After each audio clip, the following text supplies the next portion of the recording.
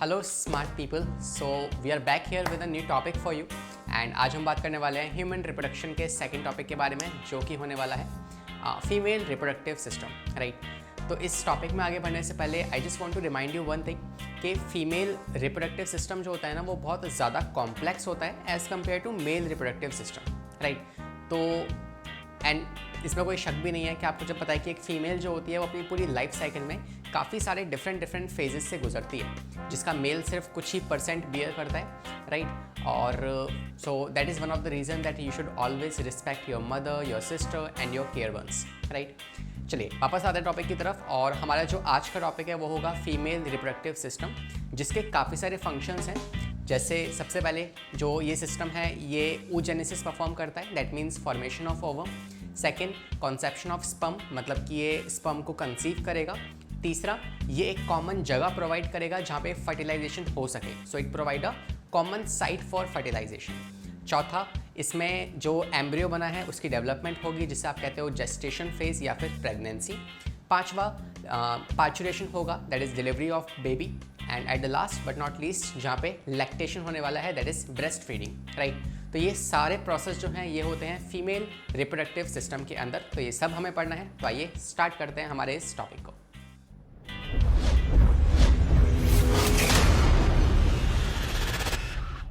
तो सबसे पहले हम क्या करेंगे, हम एक काम करते हैं, हम फीमेल रिप्रोडक्टिव सिस्टम जो है उसमें क्या फ्लो चार्ट है, हमें क्या क्या पढ़ना है उसके बारे में जान लेते हैं, फिर हम एक एक पार्ट से स्टार्ट करने वाले हैं, ठीक है। तो this is something which I have told you कि यार फीमेल रिप्रोडक्टिव सिस्टम के अंदर क्या क्या होता है, बहुत कुछ होता है, right.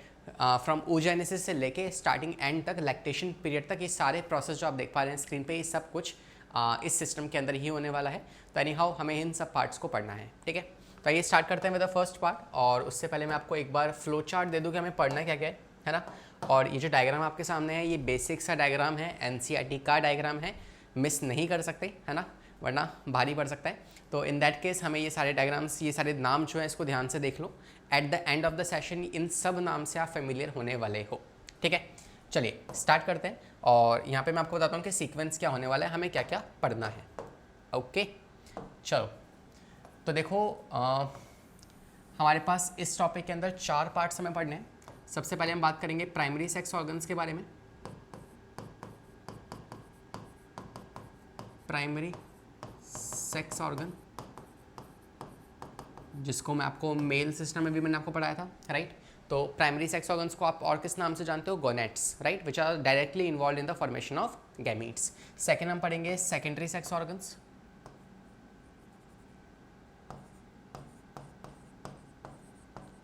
Secondary sex organs,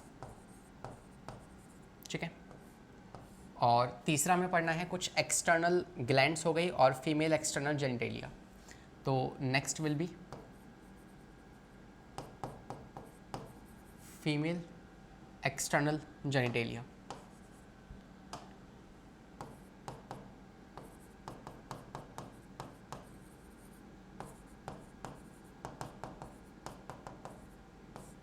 okay, और लास्ट में हम पढ़ेंगे कुछ फीमेल एसेसरी ग्लैंड्स।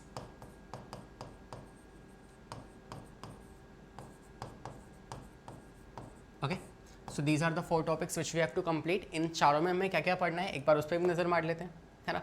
फिर हम एक टॉपिक को उठाएंगे, उसे कंप्लीट करेंगे, फिर सेकंड उठाएंगे, सेकंड कंप्लीट करेंगे। सबसे पहले प्राइमरी सेक्स ऑर्गन्स में हमारे पास क्या आती है, कुछ खास नहीं, सिर्फ ओवरीज आएंगी, राइट। तो हमें यहाँ पे ओवरी का प्रॉपर स्ट्रक्चर समझना है, जहाँ पे हम जानेंगे कि ओवरीज को आप कहते हो फीमेल गोनेट्स। गोनेट्स क्या होते हैं, the organs which are directly involve in the formation of gametes, right. Second हम यहाँ पे पढ़ने वाले हैं, आपको पता है गोनेट्स के फंक्शन क्या क्या होते हैं। तो पहला oogenesis, राइट, ओवम की प्रोडक्शन करना। इसके अलावा कुछ हार्मोन्स भी प्रोड्यूस करती है ovary, and those hormones are called as, एक होता है ईस्ट्रोजन, एक होता है प्रोजेस्टेरॉन।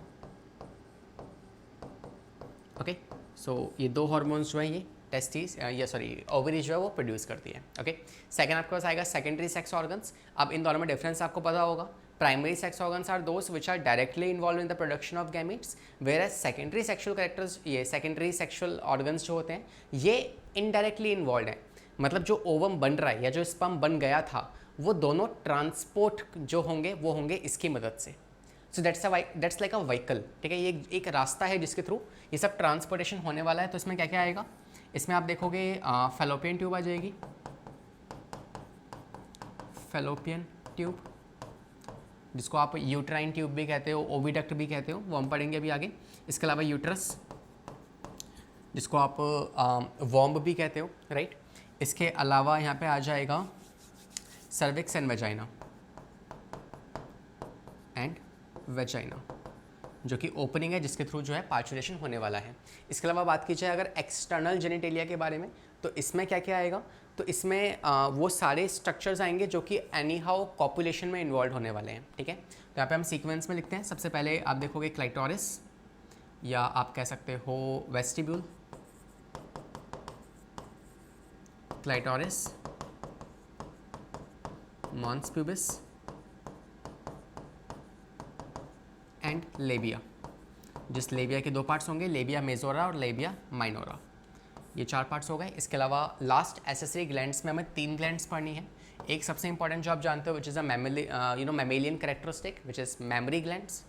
तो यहाँ हम बात करने वाले हैं मेमरी ग्लैंड्स के बारे में, जो आप जानते हैं मेल्स में नॉन फंक्शनल है लेकिन फीमेल्स में फंक्शनल होते हैं, राइट। इसके अलावा बार्थोलिन ग्लैंड्स भी होते हैं फीमेल्स के पास, और उसके अलावा एक ग्लैंड और है जिसे आप कहते हो स्कीनास ग्लैंड। तो ये 3 ग्लैंड्स हैं। आपको याद हो तो हमने मेल सिस्टम में भी 3 ग्लैंड्स पढ़ी थी, कौन कौन से, सेमाइनल वेसिकल, प्रोस्टेट और कॉर्पस ग्लैंड, राइट। ऐसे यहाँ पे भी ये 3 ग्लैंड्स हैं जो कि फंक्शन है जिसका इंपॉर्टेंस है जिसकी किसमें, फीमेल रिप्रोडक्टिव सिस्टम के अंदर। So that's a flow chart in front of you. इस पर नज़र मारो फटाफट से, फिर हम आगे बढ़ते हैं and we will start with the first part that is the structure of ovaries, ठीक है। ओवरीज का स्ट्रक्चर जानेंगे, ओवरीज के फंक्शंस जानेंगे, और लाइक इसको और डिटेल में भी हम समझने वाले हैं। तो फटाफट से देखो, फिर हम आगे बढ़ते हैं। तो होपफुली आपने वीडियो को पॉज किया होगा और देखा होगा। अब हम आते हैं किस पे, first structure which is called as ovary, okay. अब now ovary is like over reacting, है ना, थोड़ी सी ज़्यादा ओवर रिएक्टिंग है, मतलब बहुत ज़्यादा फंक्शंस भी करती है। तो आइए उन सभी फंक्शंस को समझते हैं, लेकिन उससे पहले हम इसकी मॉर्फोलॉजी या फिर इसका स्ट्रक्चर जान लेते हैं, ठीक है। तो ओवरी जो है पेयर में एग्जिस्ट करती है, एक राइट साइड एक लेफ्ट साइड। इवन दो आपको शायद ये बात जान के बहुत ताज्जुब हो सकता है कि इट्स लाइक ये है स्ट्रक्चर, राइट। अयो ये क्या हो गया, हाँ, ये है स्ट्रक्चर एक फीमेल रिप्रोडक्टिव सिस्टम का, ठीक है। होता क्या है कि एक ओवरी इस तरफ होती है and 1 ovary is this side, right and left 2 ovaries होंगी, ठीक है। अब कई बार क्या होता है, कुछ फीमेल्स में डिफरेंट केस बन जाते हैं, है ना, you know exceptions are always there. And क्या होता है कि कई बार ना, अगर मान लो लेफ्ट वाली राइट वाली ओवरी नहीं है, ठीक है, और राइट वाली फैलोपियन ट्यूब प्रेजेंट है, लेफ्ट वाली ओवरी है लेकिन फैलोपियन ट्यूब नहीं है, in such case also ovum जो है ना, या फर्टिलाइजेशन उस केस में भी हो सकता है। ऑल्दो ये सुनने में बहुत इम्पॉसिबल सा लगता है कि यहाँ पे ओवरी नहीं है, ठीक है, यहाँ पे ओवरी है लेकिन यहाँ पे फैलोपियन ट्यूब नहीं है और यहाँ फैलोपियन ट्यूब है। तो यहाँ वाली ओवरी से निकला हुआ एग इस वाली फैलोपियन ट्यूब में कैसे पहुँच गया और यहाँ पे फर्टिलाइजेशन कैसे हो गया, it seems to be impossible. But इस पर अभी भी रिसर्च चल रही है, ये कैसे हो पाता है हमें अभी तक नहीं पता, it's just a topic of research, right. लेकिन ऐसा होता है, तो you can see the beauty of science here, है ना, कैसे ये सब कुछ हो रहा है। तो well this is just a fact which I wanted to tell you. अब आते हैं आगे, और इस लेक्चर के दौरान आपको एक बात ध्यान रखनी है इस पूरे सिस्टम के अंदर कि यार जो एक एम्ब्रियो डेवलप होने वाला है ना, वो एम्ब्रियो आने वाले 2 महीने तक, मतलब फर्टिलाइजेशन के बाद 2 मंथ्स तक या 8 वीक्स तक उसको हम एम्ब्रियो के नाम से जानते हैं। लेकिन 2 वीक्स के बाद 9 मंथ्स के आसपास हमारे पास क्या है, जेस्टेशन पीरियड है, उसको हम आगे पढ़ेंगे। तो 2 महीने के बाद जो होता है ना, उसे आप फीटस कहते हो, ठीक है। तो एज अ नोट पॉइंट मैं यहाँ लिख दे रहा हूँ, but you keep it in your mind कि टिल क्या होता है, टिल 2 मंथ्स, या आप 8 वीक कह सकते हो, 8 हफ्तों तक जो एक वॉम्ब के अंदर डेवलप हो रहा है, उसे आप क्या कहते हो, क्या उसे आप कहते हो एम्ब्रियो। लेकिन आफ्टर 2 मंथ्स उस डेवलपिंग सोल को आप कहोगे फीटस, उसे आप कहोगे फीटस। तो ये दोनों ही बातें आपको ध्यान रखनी है, ठीक है। अब आते हैं स्ट्रक्चर ऑफ ओवरी पे, और ओवरी के स्ट्रक्चर में आपको बताया कि it is one pair, paired में होती है, एलमंड शेप इसका स्ट्रक्चर होता है। कहाँ पाई जाती है? तो ऑलवेज रिमेंबर कि एनसीईआरटी स्पेसिफिकली बोलती है कि ये पेल्विक रीजन में पाई जाती है, और पेल्विक रीजन में ये कुछ लिगामेंट्स की मदद से होल्ड हो रखी है, सस्पेंड हो रखी है। वो कौन कौन से लिगामेंट्स हैं वो हम जानेंगे, ओके। इसके अलावा ओवरी क्या करती है, प्रोड्यूस फंक्शंस क्या हैं इसके? तो फंक्शंस 3-4 फंक्शंस हैं, बट ओवरऑल हम 2 फंक्शंस मेन यहाँ पे जान लेते हैं। पहला, हार्मोन्स की प्रोडक्शन करना। कौन कौन से hormones? Progesterone, oestrogen, inhibin, relaxin, ये सारे हार्मोन्स कौन बनाती है? ओवरी खुद बनाती है, ठीक है। किसके इन्फ्लुएंस में? आपको पता है कि पिट्यूटरी से अलग अलग हार्मोन्स निकलते हैं, FSH, LH, उनके रिस्पॉन्ड में फिर ओवरी अपने खुद के हार्मोन्स बनाती है। इसके अलावा ओवरी जो है वो गैमीट की फॉर्मेशन भी करती है, because that is for what it is located, है ना, इसलिए तो ये प्रेजेंट है ताकि गैमीट्स बन सकें। तो गैमीट प्रोडक्शन तो इसका मेन काम होता ही है, राइट। इसके अलावा मैं आपसे बात कर रहा था कि यार कुछ लिगामेंट्स पाए जाते हैं जो उसको सस्पेंड करते हैं इस सिस्टम के अंदर। वो कौन कौन से लिगामेंट्स आइए उसकी बात करते हैं। तो 2 लिगामेंट्स होते हैं, हालांकि 2 से भी ज़्यादा होते हैं, मगर हमें हमारे सिलेबस में 2 पढ़ने हैं जिस पर रेयरली सवाल आ चुका है, एंड दैट टू इज, एक होता है ओवेरियन लिगामेंट, एक होता है ओवेरियन लिगामेंट, और एक होता है मीजोवेरियन लिगामेंट, ठीक है। ये 2 लिगामेंट्स हैं जो ओवरी को सस्पेंड करेंगे इन दिस रिप्रोडक्टिव सिस्टम। और इसमें से ध्यान रखना कि ओवेरियन लिगामेंट जो होता है ये ओवरी को यूट्रस के साथ जोड़ता है, ठीक है। तो if this was the structure of female system, तो इस स्ट्रक्चर में यहाँ पे अगर ओवरीज हैं, ठीक है, तो ओवरी को कनेक्ट करने वाला किसके साथ? यूट्रस के साथ कनेक्ट करने वाला जो लिगामेंट है, this ligament is called as ovarian ligament,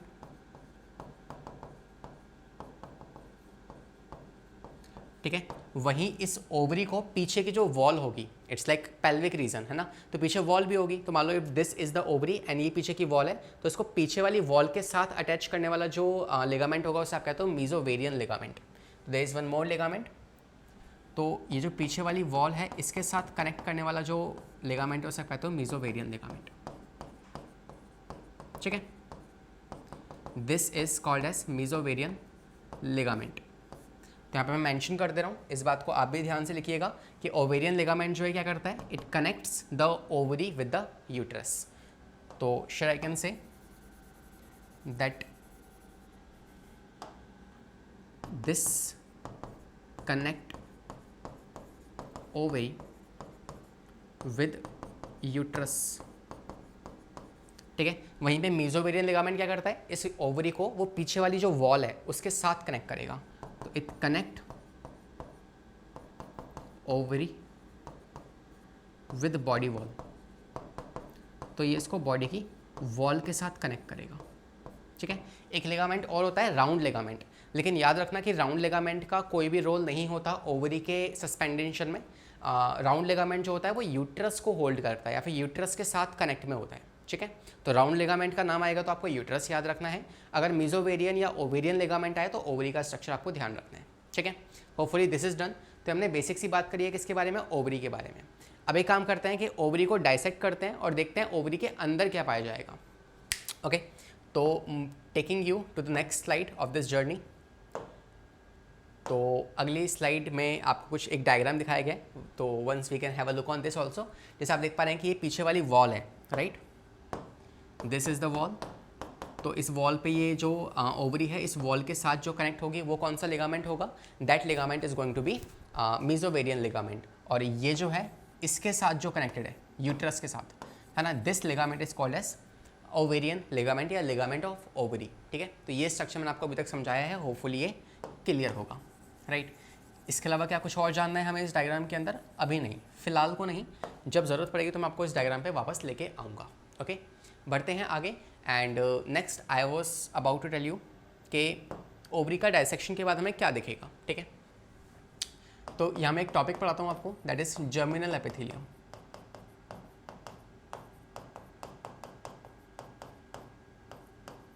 ठीक है, so let us study what is germinal epithelium, क्या होती है। तो देखो, एक ओवरी को अगर आप डायसेक्ट करोगे ना, जैसे आप टेस्टिस का स्ट्रक्चर रिमाइंड करो, टेस्टिस में क्या थी, एक ऐसी जर्मिनल एपिथेलियम थी सेमनीफेरस ट्यूब्यूल के अंदर, जो कि रिस्पॉन्सिबल थी किसको बनाने के लिए, मदर सेल्स को बनाने के लिए। और फिर उन मदर सेल्स से क्या बनती है, मदर सेल्स ही हैं जो आगे जाके गैमीट्स की फॉर्मेशन करेगी, है ना। 2n से n मियोसिस होता है, रिमाइंड करो, याद करो फटाफट से। सेम यहाँ पे होगा कि एक ओवरी के पास जर्मिनल एपिथेलियम तो होनी चाहिए ना, जो कि मदर सेल्स बनाएगी, और फिर वो मदर सेल्स जो है वो आगे जाके गैमीट्स बनाएगी, है ना। तो देखते हैं कि इस ओवरी के अंदर जो आपकी ये जर्मिनल एपिथेलियम है ये कहाँ पाई जाती है, ठीक है। So if this is the structure of ovary, तो इस स्ट्रक्चर में बाहर की तरफ, now this is what makes the difference between the testis and ovaries. इस ओवरी में ना बाहर की तरफ क्या होगी, एक जर्मिनल एपिथेलियम पाई जाएगी।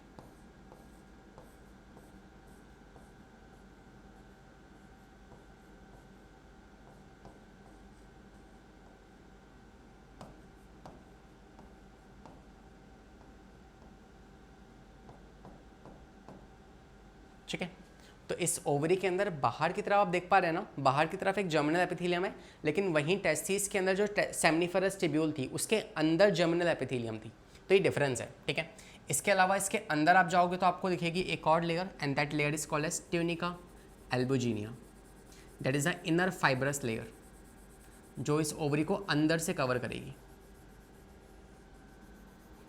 ठीक है।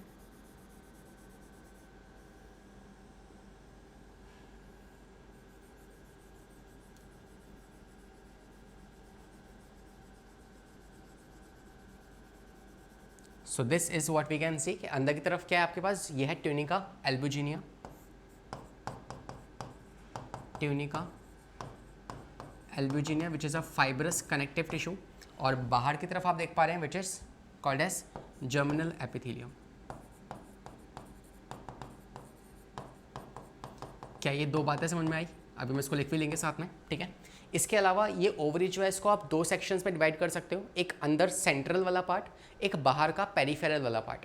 सेंट्रल वाला पार्ट जो है उसमें कुछ खास नहीं है, सिर्फ ब्लड वेसल्स आएंगी, लिम्फ वेसल्स आ सकती हैं, न्यूरॉन्स आ सकते हैं, ये सब कुछ अंदर की तरफ होगा, ठीक है। Because ovary is an organ, तो क्या उसको ब्लड की सप्लाई नहीं चाहिए, हमारे बॉडी के हर सेल को चाहिए, तो इसको भी चाहिए होगी। तो अंदर की तरफ क्या होती है, blood vessels, lymph vessels, neurons, ये सब कुछ ट्रैवल करता है, ठीक है। वहीं इसके पेरिफेरल वाले पार्ट में क्या होगा, यहाँ पे डेवलप होंगे follicles, that is the main role of this picture, right. तो यहाँ पे क्या आएगा आपके पास, ओवेरियन फॉलिकल्स होंगे जो डेवलप हो रहे होंगे, और साथ साथ में उनके अंदर डेवलप होगा oocyte, which is the you can say heroine of our movie, ठीक है। वही है हीरोइन जिसको मिलने के लिए स्पर्म द हीरो आने वाला है, तो उसकी डेवलपमेंट इसके अंदर होने वाली है, ठीक है। तो यहाँ मैं इसको दो सेक्शंस में डिवाइड कर रहा हूँ, एक अंदर वाला पार्ट जिसे आप कहोगे क्या, मेडुला, और एक पेरिफेरल बाहर वाला पार्ट जिसे आप कहोगे क्या, कॉर्टेक्स, ठीक है। तो अंदर क्या पाया जाएगा, एज आई मैंशनड अंदर पाए जाएंगे ब्लड वेसल्स, तो यहाँ मैंने बना दिया है ब्लड वेसल्स, ठीक है। कुछ वेन्स बना लेते हैं, कुछ आर्टरीज बना लेते हैं, ठीक है, इस तरीके से लिम्फ भी होंगे, सब कुछ होगा इसके पास, ठीक है। So this is the part called as medulla,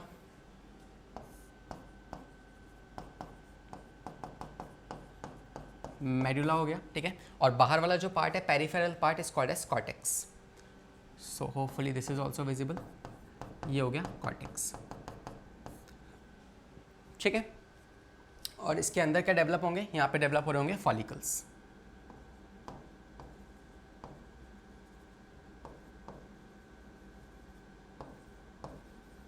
जो कि प्रॉपर एक अलग प्रोसेस है जिसको हम समझेंगे कि क्या होता है फॉलिकुलर डेवलपमेंट।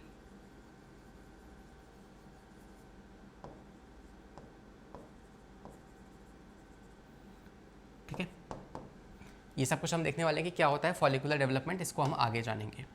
ओके, इसके अलावा हम और क्या कह सकते हैं कि यहाँ पे ये जो आप देख पा रहे हैं कॉर्टेक्स वाला पार्ट है ना, कॉर्टेक्स वाले पार्ट में फॉलिकल्स डेवलप हो रहे हैं, लेकिन इसके बीच में जो स्ट्रोमा वाला पार्ट है, मतलब कि खाली स्पेस आप मान लो, उस खाली स्पेस में हम भर देते हैं एक protein, and what do we call that protein, वहाँ पाया जाता है कोलेजन प्रोटीन जो है इसके बीच में हम भर देंगे। ठीक है, so they will be a presence of protein in stroma, और कौन सा प्रोटीन है वो, that protein is called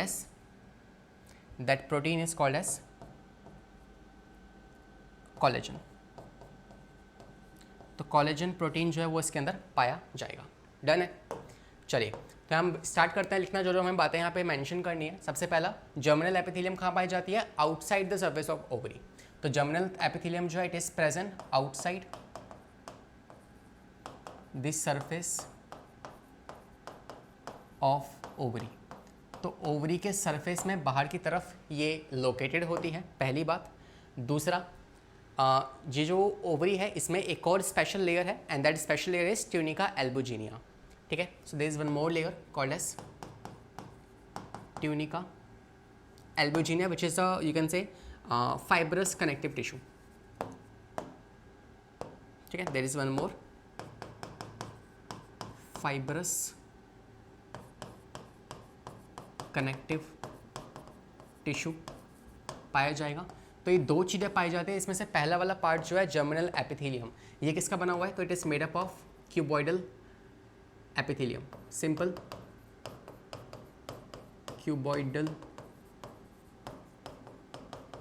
epithelium. जो क्या है, ये सिंपल क्यूबॉइडल एपिथेलियम में जो सेल्स मैंने यहाँ बनाई है यही वो सेल्स हैं जो कि आगे जाके एक गैमीट को जन्म देंगी। So these are oogonium. क्या कहेंगे हम इनको? ओगोनियम। और ओगोनियम की कोई प्लॉइडी पूछे तो क्या होती है? 2n होती है, because they are diploid, because इन्हीं को मियोसिस करके आगे जाके गैमीट्स की फॉर्मेशन करनी है। अब now just for a reminder, आप याद करो कि टेस्टिस के अंदर वो कौन थे जो कि गैमीट्स बना रहे थे? वो कौन से सेल्स थे? So they were spermatogonium which were the mother cells. तो यहाँ पे ये भी क्या है? ये भी मदर सेल्स हैं जो आगे जाके गैमीट्स की या फिर ओवम की प्रोडक्शन करने वाले हैं। Hopefully this is clear. ठीक है, तो बात करते हैं फाइब्रस कनेक्टिव टिश्यू के बारे में। तो इट्स अ कनेक्टिव टिश्यू। और स्ट्रोमा में कौन सा प्रोटीन है आपका? कोलेजन प्रोटीन है। इसको एज ए नोट पॉइंट ध्यान रखना है। ठीक है, सो ये फाइब्रस कनेक्टिव टिश्यू जो है ये पाया जाएगा आपके स्ट्रोमा के अंदर, और स्ट्रोमा को कवर करता हुआ एक प्रोटीन जिसका नाम है कोलेजन।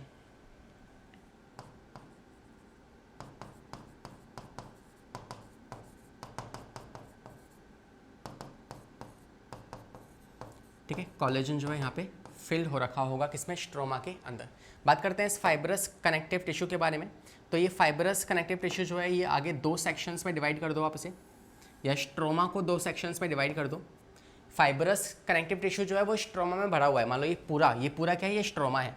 इसके अंदर जो भी कुछ है वो सारा स्ट्रोमा है। उसमें क्या भरा हुआ है? कोलेजन भरा हुआ है। ठीक है, विच इज़ अ प्रोटीन। अब इस स्ट्रोमा को आपने दो सेक्शंस में डिवाइड कर दिया, एक अंदर वाला पार्ट, एक बाहर वाला पार्ट। ठीक है, सो इंटरनल पार्ट जो होगा उसे आप कहोगे central part, and hopefully now you know कि सेंट्रल पार्ट को हम किस नाम से और जानते हैं? वी ऑल्सो कॉल इट, इसे हम कहते हैं मेडुला। और मेडुला में क्या पाया जाएगा? यहाँ पाए जाएंगे ब्लड वेसल्स, उसके अलावा लिम्फ, उसके अलावा न्यूरॉन्स, ये सब कुछ यहाँ पे फिल्ड होगा। ठीक है, इसके अलावा दूसरा पार्ट क्या है? Second part is called as peripheral part. And what do we call this peripheral part? इसका नाम है कॉर्टेक्स। सिंपल, इजी है, it is called as cortex. और कॉर्टेक्स के बारे में आइए दो तीन बातें मेंशन करते हैं। पहली बात, कॉर्टेक्स जो है ये इसके पास क्या है? यहाँ पे फॉलिकुलर डेवलपमेंट होने वाली है अलग अलग स्टेजेस पे। So you can C follicular development at different stages. ठीक है, अलग अलग स्टेजेस पे आपको क्या दिखेगी? फॉलिकुलर डेवलप होते हुए दिखेंगे। दूसरी बात, यहाँ पे ये जो कॉर्टेक्स वाला पार्ट है ये किससे कवर हो रखा है? एपिथेलियम, जर्मिनल एपिथेलियम से। सो बाहर की तरफ है इसके पास जर्मिनल एपिथेलियम, और अंदर की तरफ है इसके पास tunica albuginea which is this layer. तो दो लेयर हैं ओवरीज के ऊपर, बाहर वाली जर्मिनल एपिथेलियम, अंदर वाली ट्यूनिका एल्बुजिनिया। दोनों ही बातें हम यहाँ लिख सकते हैं कि कवर्ड बाय जर्मिनल एपिथेलियम। ठीक है, और इनसाइड की बात करें तो अगेन ट्यूनिका एल्बुजिनिया,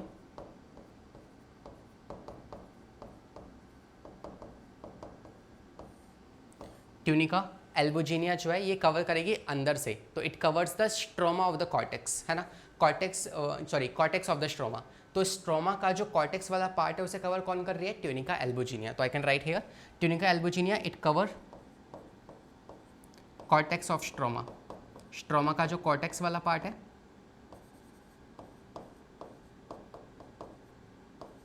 उसे कौन कवर कर रहा है? उसे कवर कर रहा है आपका ट्यूनिका एल्बुजिनिया। सो ये दो लेयर्स हैं जो आपको ध्यान रखने हैं यहाँ पे। And here we complete this ovary, the structure of ovary, ठीक है, जर्मिनल एपिथेलियम और दूसरी ट्यूनिका एल्बुजिनिया।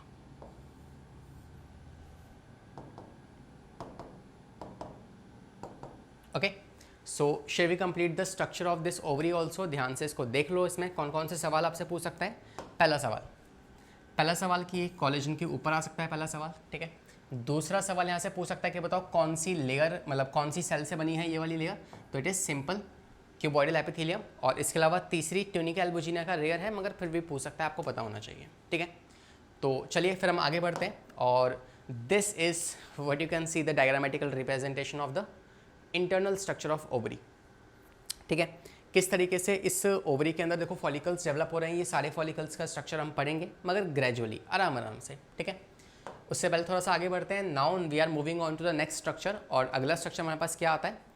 फैलोपियन ट्यूब, ठीक है। सो ये था ओवरी हमने पढ़ लिया, इसके साथ का लिगामेंट हमने पढ़ लिया।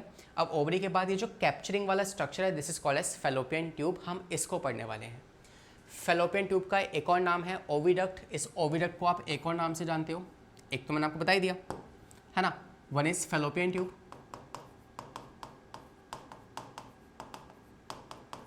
और इसके अलावा इसका एक और नाम है called S uterine tube,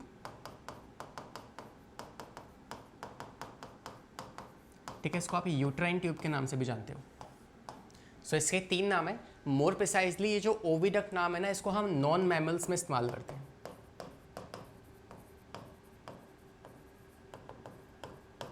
mammals आपको पता है ना, वी आर द मैमल्स जिनके पास ओवरी है, लेकिन नॉन मैमल्स के पास भी ओवरी होती है। तो नॉन मैमल्स के पास जो ओवरी है उसको आप या उनके पास जो फैलोपियन ट्यूब है उसके लिए आप जनरली ओविडक्ट का वर्ड का इस्तेमाल करते हैं, ठीक है। चलिए अब आगे आते हैं, लेट्स टॉक अबाउट इट कि हम इसमें क्या पढ़ सकते हैं। So they provide a route for the sperm to reach the ovum. तो सिंपल सी बात है, यहाँ पे जो ओवम बन के बाहर निकलेगा उस ओवम को ट्रांसपोर्ट करने का जो जरिया है, जो रास्ता है, वो क्या है? वो होगी फैलोपियन ट्यूब। तो इसके थ्रू ओवम जो है वो ट्रैवल करने वाला है। इसके अलावा इसके पास क्या है? साइट ऑफ फर्टिलाइजेशन है। तो इसको मैं अलग से लिखता हूँ कि साइट ऑफ फर्टिलाइजेशन क्या है। तो आपको पता है सबसे पहला प्रोसेस हमने देख लिया, विच इज़ oogenesis। ओवम का प्रोडक्शन कहाँ होगा? ओवरी में होगा। कैसे होगा वो भी हम आगे पढ़ेंगे। तो एक बार ओवम जो है इस ओवरी में बन गया, वो बाहर निकलेगा and this fallopian tube will capture it और इसको आगे ट्रांसफ़र कर देगी। और यही वो जगह है जहाँ पे हीरो आने वाला है। हीरो मीन्स स्पर्म आने वाला है। तो स्पर्म यहाँ पे आएगा, ओवम यहाँ पे आएगा, दोनों फ्यूज़ करेंगे एंड देन आपस में शादी हो जाएगी। तो this is what we call as कि भाई यहाँ पे फर्टिलाइजेशन हो चुका है। तो this is the site of fertilization. और कौन सी वो साइट है उसका नाम अभी हम जानेंगे, मगर उससे पहले एक बात जान लो कि ओविडक्ट भी कैसी होती है? पेयर में होती है। हालांकि मैंने यहाँ पे सिर्फ एक दिखाई है, ठीक है, but that is also in pair, one pair में होती है। इसके अलावा इसका साइंटिफिक नेम क्या होता है? क्या कहते हैं फैलोपियन ट्यूब को scientifically? We call this as a salpinges. Salpinges कहते हैं इसको, ठीक है। सेल्फिंजिस भी नाम है किसका? फैलोपियन ट्यूब का। और अगर को मान लो फैलोपियन ट्यूब में कोई बैक्टीरियल इन्फेक्शन हो गया, सो उसे आप कहते हो salpingitis. I repeat, if there is any bacterial infection, अगर कोई बैक्टीरियल इन्फेक्शन हो गया इन फैलोपियन ट्यूब, सो उसे आप कहोगे सेल्फिंजाइटिस।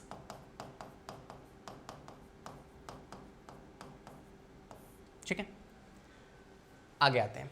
तो अब ये जो फैलोपियन ट्यूब है इसके पास तीन पार्ट होंगे। ऐसे मैंने यहाँ पे कलर भी कर दिया है, मैं यहीं लिख देता हूँ।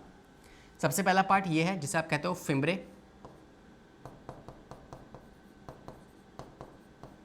अब पता है यहाँ पे एक इंपॉर्टेंट बात क्या है कि एनसीईआरटी ना हर एक पार्ट के लिए एक अलग अलग वर्ड इस्तेमाल करती है। तो वो वर्ड आपको एनी हाउ आना चाहिए, बिकॉज वो एक सवाल की तरह फ्रेम हो सकता है। और वो सवाल कैसा बनेगा? MCQ टाइप, है ना, MCQ टाइप, या फिर मल्टीपल ऑप्शंस में आपको दे देगा, तो उस पर सवाल बन सकता है। तो एनसीईआरटी फिम्ब्रे पहला वर्ड बोलती है, और फिम्ब्रे को क्या बोलती है? Finger like projections. तो इसके लिए एक वर्ड इस्तेमाल किया है, फिंगर लाइक प्रोजेक्शंस। तो मैं साथ में लिखते हुए चलता हूँ, और या यहाँ पे लिख लेंगे हम, ठीक है। तो पहला पार्ट है फिम्ब्रे। फिम्ब्रे के बाद सेकंड पार्ट आता है जिसे आप कहते हो इनफंडिबुलम। ओके, ये होता है सेकंड पार्ट जिसे आप कहते हो इनफंडिबुलम। तीसरा पार्ट होगा ये जिसे आप कहते हो एम्पुला, और चौथा पार्ट है ये जिसे आप कहते हो इस्थमस।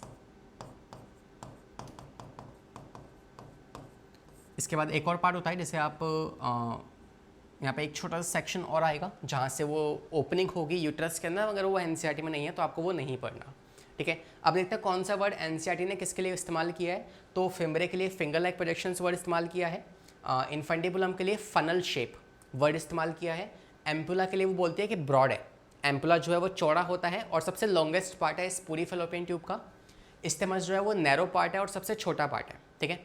तो ये चारों वर्ड से लिंक हुए शब्द आपको आने चाहिए। तो इसके ये 4 पार्ट्स होते हैं। इनफंडिबुलम जो कैसा है, इनफंडिबुलम जो है यहाँ पे मैं लिखता हूँ, इनफंडिबुलम जो है इसके पास क्या होते हैं, finger like projections,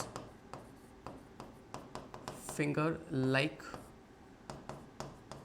projections, and what do we call those projections, we call it fimbriae, ठीक है। और ये फिमरे करते क्या है, it collect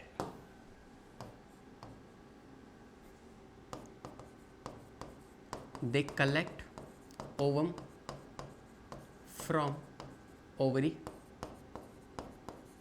and transfer it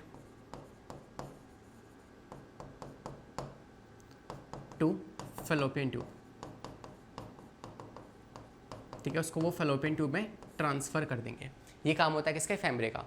किसके थ्रू, यू कैन से थ्रू ऑस्टियम।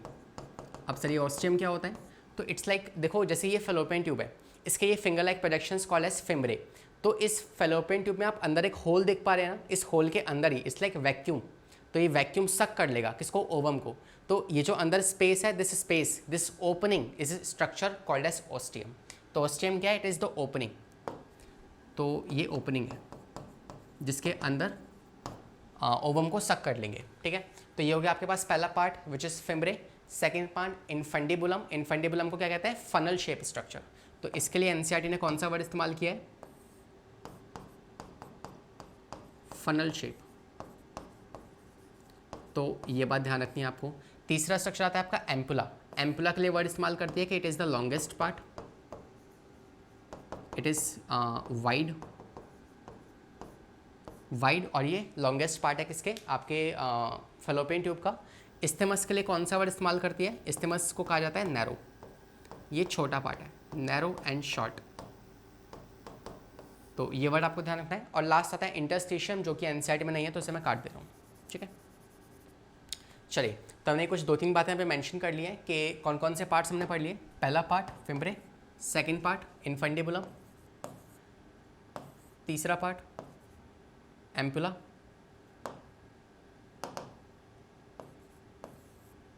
और चौथा पार्ट इस्थमस, ठीक है। तो ये 4 पार्ट्स यहाँ पे क्लियर है। इसके अलावा यहाँ पे एक नोट पॉइंट लिख लो। वो नोट पॉइंट क्या है कि साइट ऑफ फर्टिलाइजेशन क्या होता है, site of fertilization is ampulla, ampullary isthmic junction. This is what we called as, इसे आप बोलते हो साइट ऑफ फर्टिलाइजेशन। तो आप देख पा रहे हैं ये हो गया आपके पास एम्पुला, ये हो गया इस्थमस। तो कुछ ये वो जगह होगी जहाँ पे आके मोस्टली, है ना, एवरेज टाइम, एवरेज लोकेशन यही है जहाँ पे आके क्या होगा, स्पर्म और ओवम की आपस में फर्टिलाइजेशन या फिर मीटिंग होने वाली है। तो ये वो जंक्शन है। अब मान लो ऑप्शन आता है आपके पास, ठीक है। सवाल में आपको ये ऑप्शन दिया ही नहीं है, तो क्या लगाओगे, 3 ऑप्शन या 4 ऑप्शन दे दिए आपको, एम्पुला, इस्थमस, है ना, फिमरे, या फिर आप कह सकते हो कि इंटरस्टिशियम। तो आपका आंसर होना चाहिए एम्पुला।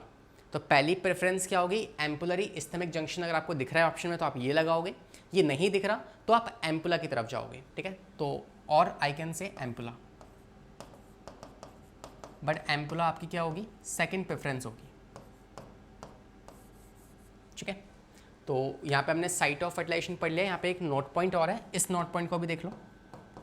हमने ये तो देख लिया कि जो आपकी ओवरी होती है वो कैसे हैंग करती है, with the help of ligaments. कौन कौन से, ओवेरियन, मीजोवेरियन लिगामेंट्स। ये लिगामेंट उसको होल्ड करते हैं, सस्पेंड करते हैं। साथ में ये जो फेलोपियन ट्यूब है ये भी तो यूट्रस में हैंग कर रही है ना, it's like these are the hands, तो ऐसे उसको इनको हैंग करके रखा हुआ है, ठीक है। तो ये जो स्ट्रक्चर है ये हैंग होते हैं with the help of peritoneum. Peritoneum double layer wall होती है जो इनको आपस में होल्ड करती है, एंड उस डबल लेयर पेरिटोनियम को आप किस नाम से जानते हो? मीजोसेल्फिंजेस, ठीक है। मीजोसेल्फिंग्स क्या है? मीजोसेल्फिंग्स जो है ये डबल लेयर पेरिटोनियम है जो कि फेलोपियन ट्यूब को होल्ड करके रखती है, ठीक है। तो इस तरीके से होल्ड हो रखी होगी किसकी मदद से? मीजोसेल्फिंग्स की मदद से ये होल्ड हो के रखी होती है, ठीक है। तो होपफुली ये सारी बातें यहाँ पे जो स्क्रीन पे लिखी हैं सब क्लियर होगा आपको, and that's about the fallopian tube. अब आते हैं नेक्स्ट स्ट्रक्चर पे, and that is going to be you can say uterus, है ना। अब हम बात करेंगे यूट्रस के बारे में। उससे पहले एक टॉपिक मैं आपको और पढ़ा सकता हूँ, दैट इज़ यू कैन से histology of uterine tube. Uterine tube की हिस्टोलॉजी क्या होती है उसको जानते हैं, ठीक है। तो ये जो यूट्राइन ट्यूब है ये भी मसल से बनी होगी, है ना। आउटर मोस्ट लेयर मसल्स कौन सी होती है? सेरोसा, उसके अंदर वाली मस्कुलरिस, उसके अंदर वाली वैसे म्यूकोसा होती है, मगर इस केस में सिलिएटेड एपिथेलियम होगी। तो आइए वो लेयर्स की बात करते हैं कि किस तरीके से कौन कौन सी लेयर्स जो हैं वो इस फेलोपियन ट्यूब को कनेक्ट करती है, ठीक है। चलिए आगे आते हैं, and let's talk about histology. यहीं पे पढ़ लेते हैं हिस्टोलॉजी के बारे में। We don't have space. सबसे बड़ी प्रॉब्लम या सबसे बड़ी कमी हमारे पास स्पेस की रहती है पीपीटी के अंदर, ठीक है। चलिए तो हिस्टोलॉजी की बात करते हैं। क्या हिस्टोलॉजी है? तो उसमें 3 लेयर्स होंगी। सबसे पहली जो लेयर है वो कौन सी होगी? सेरोसा, आउटर मोस्ट लेयर, ठीक है। एंड आप इसे एक और नाम से जान सकते हो which is called as visceral peritoneum. Visceral peritoneum जो कि आउटर मोस्ट लेयर होने वाली है, ठीक है। सेकेंड जो लेयर होती है दैट इज मस्कुलरिस। मस्कुलरिस जो है ये सेकेंड लेयर है, और ये जो लेयर है मस्कुलरिस ये बीच वाली होगी, मिडिल लेयर होगी,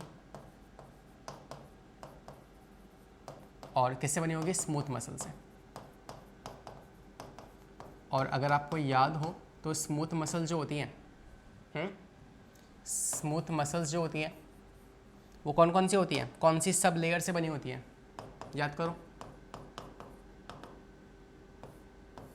जनरली क्या होती है? आउटर मोस्ट सबसे अंदर वाली सर्कुलर, बाहर वाली लॉन्गिट्यूडनल, बीच में स्टमक के अंदर एक और लेयर आती है जिसे आप कहते हो ऑब्लिक लेयर, है ना। तो सर्कुलर, ऑब्लिक, लॉन्गिट्यूडनल। तो ये इसमें ऑब्लिक तो होगी नहीं because it's not a stomach, है ना। तो यहाँ पे क्या आएगी? 2 लेयर्स आएंगी। एक को आप कहोगे लॉन्गिट्यूडनल, और एक को आप कहोगे लॉन्गिट्यूडनल एंड सर्कुलर, ठीक है। तो ये 2 लेयर हो गई, और इसके बाद तीसरी जो लेयर आएगी वो मैं आपको यहीं लिखवा देता हूँ, है ना। We do not have again space. तो तीसरी जो लेयर होगी that is going to be ciliated columnar epithelium, ठीक है। सबसे अंदर वाली जो लेयर है वो कौन सी है? ciliated columnar epithelium, it is the inner most.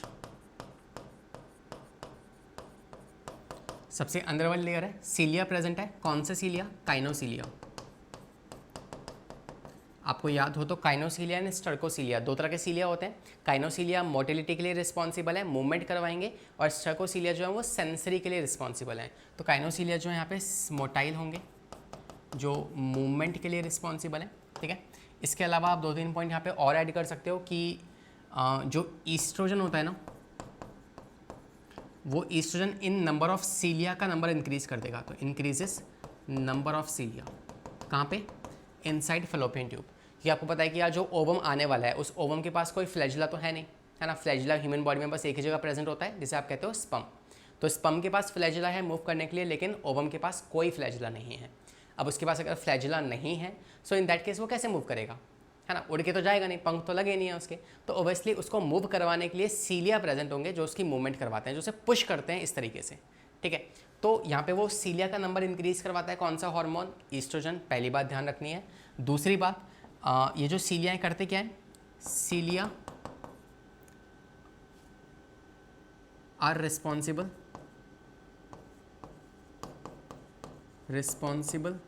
For movement of ovum, तो ये ओवम की मूवमेंट करवाने वाले हैं, ठीक है। इसके अलावा तीसरा पॉइंट ध्यान रखना कि ये जो सीलिया है ना, ओके, इन्हीं के पास कुछ कुछ इंटरवल पे पाई जाती है पेग सेल। इनके पास क्या होती है, एट सम इंटरवल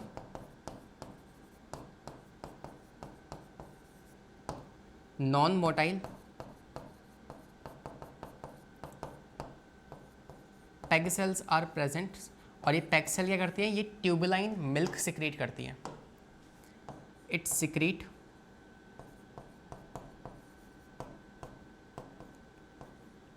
ट्यूबुलाइन फ्लूइड, तो ये ट्यूबुलाइन फ्लूइड सिक्रीट करेगी, जो क्या करेगा, जो कि ओवम को और स्पर्म को नरिशमेंट प्रोवाइड करने वाला है। It nourish ovum and sperm, तो जिस समय तक, जिस दौरान स्पर्म और ओवम जो है वो फेलोपियन ट्यूब में स्टे करने वाले हैं, उस टाइम पे उनको नरिशमेंट कौन प्रोवाइड करेगा, ये ट्यूबुलाइन फ्लूइड जो है प्रोवाइड करेगा। किसने सिक्रीट किया, पेग सेल्स ने। कहाँ होती है, फेलोपियन ट्यूब में पाई जाती है। डन। तो ये हो गया हिस्टोलॉजी के बारे में। इसके अलावा सीलिया का फंक्शन आप यहाँ देख सकते हो कि पहला सीलिया जो है लाइन करती है funnel, help the pick up the end push the release ovum into the oviduct. तो ओवरी से जो ओवम बाहर निकला है उसको ट्रांसपोर्ट करने के लिए सीलिया चाहिए। इसके अलावा also the wave of muscular contraction, जिसे आप पेरिस्टाल्सिस कहते हो, of the wall of ovary pushes the egg into the uterus. तो ये आगे जाके उसको आगे यूट्रस में ट्रांसपोर्ट कर देगी कौन, सीलिया। फाइन, तो हमने हिस्टोलॉजी कंप्लीट कर ली। अब हम आते हैं डायरेक्टली नेक्स्ट स्ट्रक्चर जिसे आप कहते हो यूट्रस, ठीक है। Uterus is very very important because that's a place जहाँ पे एक बेबी जो है, एक लाइफ जो है, जैसे कि आप, वो उसके अंदर स्टे करने वाले हो आने वाले 9 महीने तक, ठीक है। So it's going to be a very crucial, very very critical time for this embryo, okay. And embryo is the word which we use for only for 2 months। उसके बाद फिर हम फीटस वर्ड का इस्तेमाल करना शुरू कर देते हैं, ठीक है। तो बात करते हैं यूट्रस की। यूट्रस या वॉम्ब या हॉस्टेरा भी कहते हैं। और अगर मान लो यूट्रस का कैंसर हो जाए तो लाइक हमें उसे बाहर निकलवाना पड़ेगा, यूट्रस को काट के बाहर निकलवाना पड़ता है। And that surgery is called as hysterectomy, ठीक है। हिस्टेरेक्टोमी इज़ द सर्जरी जहाँ पे यूट्रस को सर्जिकली रिमूव किया जाता है। आइए कुछ पॉइंट्स लिखते हैं। सबसे पहला कि यूट्रस के लिए कौन सी शेप का इस्तेमाल करती है एनसीईआरटी वर्ड, तो एनसीईआरटी बोलती है it is inverted peer shape, ठीक है। तो ध्यान रखना, सिर्फ अगर ऑप्शन में पियर शेप लिखा हो it is wrong, it's inverted peer shape, ठीक है। तो उल्टा जो है अनासपति की तरह दिखेगा ये। इसके अलावा लोकेशन कहाँ होती है, तो ब्लैडर और रेक्टम के बीच में पाया जाता है ये, ठीक है। साइज़ जो है इसका 7.55 और ये 2.5 इज़ द साइज डायमेंशन है इसकी।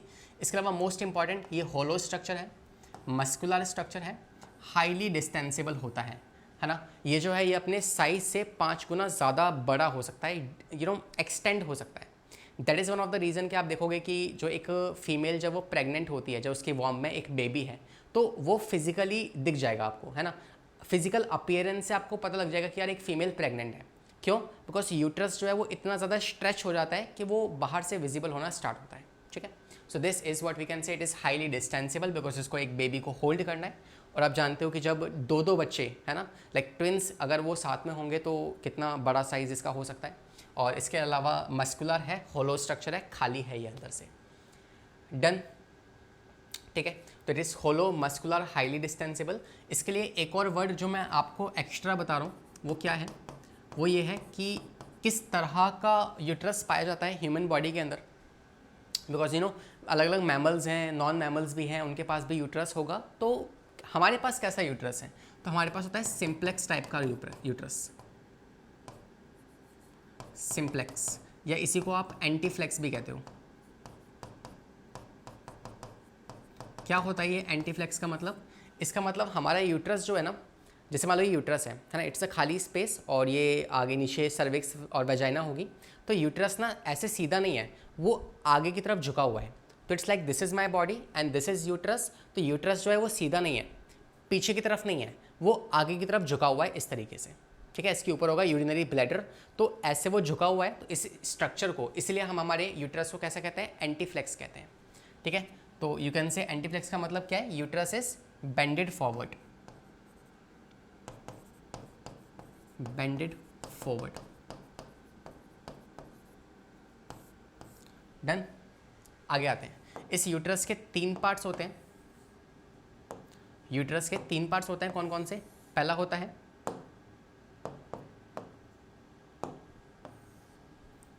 सबसे पहला पार्ट होगा इसका फंडस,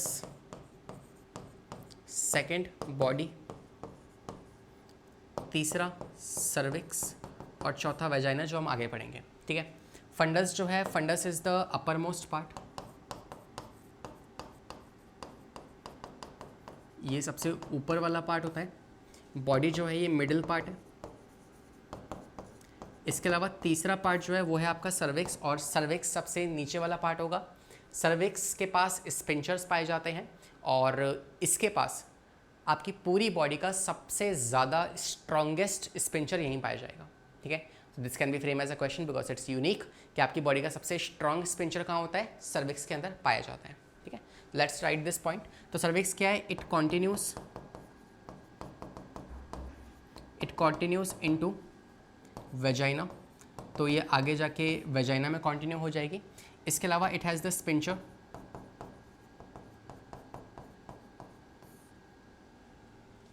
ठीक है, इसके पास क्या होते हैं, स्पिंचर्स पाए जाते हैं। एंड वो स्पिंचर्स कौन सी मसल से बने होंगे,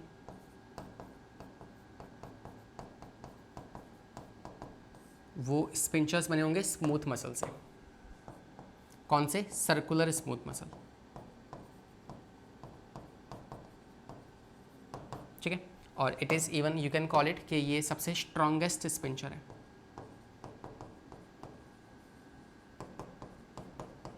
sphincter of body.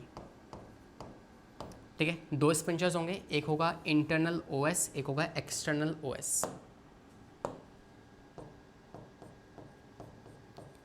Internal OS, एक होगा एक्सटर्नल ओएस। और ये बात आप नोट पॉइंट यहाँ पे नोट्स में ऐड कर लेना कि जो इंटरनल ओएस है, मतलब अगर ये सर्विक्स है तो सर्विक्स में एक होगा ऊपर की तरफ, एक होगा नीचे की तरफ। ऊपर वाले को आप कहोगे इंटरनल ओएस, नीचे वाले को आप कहोगे एक्सटर्नल ओएस। ठीक है, इंटरनल ओएस जो है ये यूट्रस के साथ कम्युनिकेट करेगा और एक्सटर्नल ओएस जो है ये वेजाइना के साथ कम्युनिकेट करता है और फिर आगे की जो ना ओपनिंग को कंट्रोल करेगा या रेगुलेट करेगा। तो ये हो गया आपके किसके बारे में, सर्विक्स के बारे में।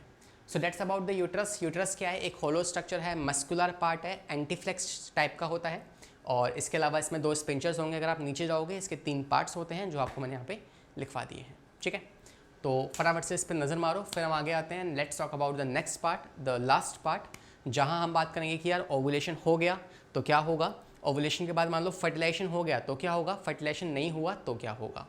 तो अब नेक्स्ट पार्ट हम पढ़ते हैं कि इस यूट्रस के अंदर ये जो वॉल आप देख पा रहे हो, ये वॉल कौन कौन सी होती है। This is the most important part of our today's interaction. ठीक है, तो आज का सबसे ज़्यादा इंपॉर्टेंट पार्ट हम पढ़ने वाले हैं कि कौन कौन सी वॉल, या आप कह सकते हो हिस्टोलॉजी ऑफ यूट्रस अब हम पढ़ते हैं। ठीक है, कौन कौन सी वॉल जो है वो इस यूट्रस में पाई जाती है। So moving on to the next part, wall of uterus. तो 3 वॉल्स यहाँ पे आपको देखने को मिलेगी। एक होगी पेरीमेट्रियम,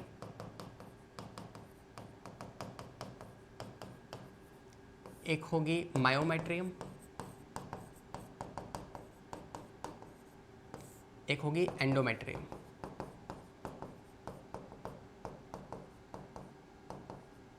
ठीक है, ये 3 वॉल्स हमें पढ़नी है। Perimetrium is the outer most and it is made up of areola tissue.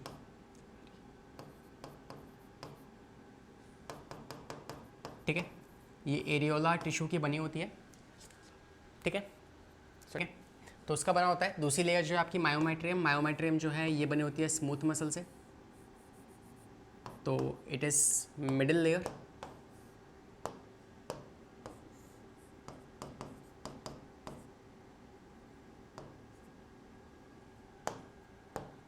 ठीक है, ये जो है ये मिडिल लेयर होगी।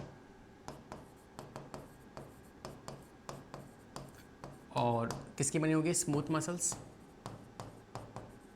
कौन कौन सी स्मूथ मसल्स होती हैं इसके अंदर? तो इसमें तीनों पाई जाएंगी, सर्कुलर, ऑब्लिक एंड लॉन्गिट्यूडनल। ठीक है, and longitudinal, circular, oblique and longitudinal. और ध्यान रखना कि देखो जब एक बेबी बॉर्न होने वाला होता है ना, तो उस टाइम पे क्या होती है? यूट्राइन कॉन्ट्रैक्शंस होती है, ताकि उस बेबी को बाहर की तरफ एक्सपेल आउट किया जा सके। तो वो यूट्राइन कॉन्ट्रैक्शन इन 3 लेयर में से कौन सी लेयर करवाएगी, ये सवाल हो चुका है पहले। ठीक है, तो मायोमेट्रियम इज दैट लेयर जो क्या करती है? जो कि यूट्राइन कॉन्ट्रैक्शन करेगी और पार्चुलेशन में हेल्प करेगी। तो it is responsible for uterine contraction.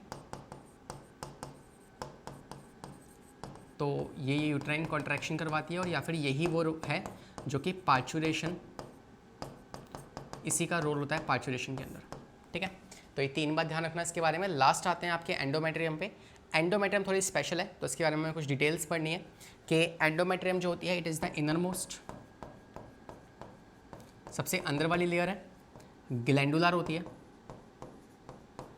ठीक है, it is glandular, inner most, highly vascular, काफ़ी ब्लड वेसल्स पाई जाएंगी इसके पास।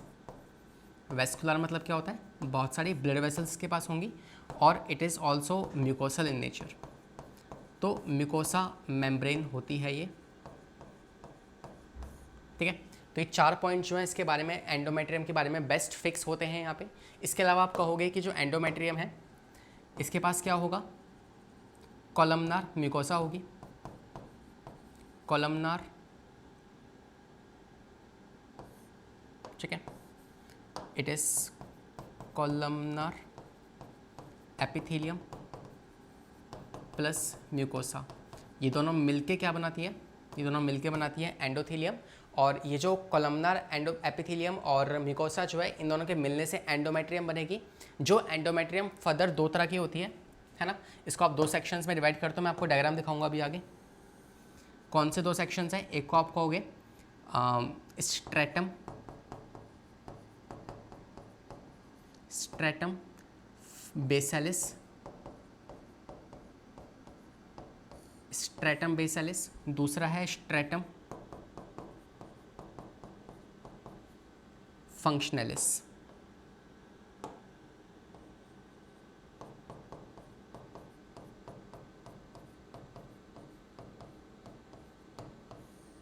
ठीक है, स्ट्रेटम बेसालिस और स्ट्रेटम फंक्शनलिस, ये 2 पार्ट हैं किसके? एंडोमेट्रियम के। स्ट्रेटम बेसालिस जो है, इसका कुछ खास काम नहीं है, इसमें से ब्लड वेसल्स पाई जाएंगी स्ट्रेट वाली। लेकिन स्ट्रेटम फंक्शनलिस जो है ये इंपॉर्टेंट है, बिकॉज इसी पे आके जो एम्ब्रियो है वो इम्प्लांट होने वाला है, यहीं से वो न्यूट्रिशन लेगा, यहीं से वो सारा काम होने वाला है। तो इट इज़ मोस्ट इंपॉर्टेंट। ठीक है, तो इफ़ आई वॉन्ट टू से सम वर्ड है ना, कुछ तारीफ की जाए अगर इन दोनों लेयर्स के बारे में, तो बेसालिस क्या है? इसके पास सिर्फ और सिर्फ ब्लड वेसल्स हैं, कुछ खास काम की नहीं है ये।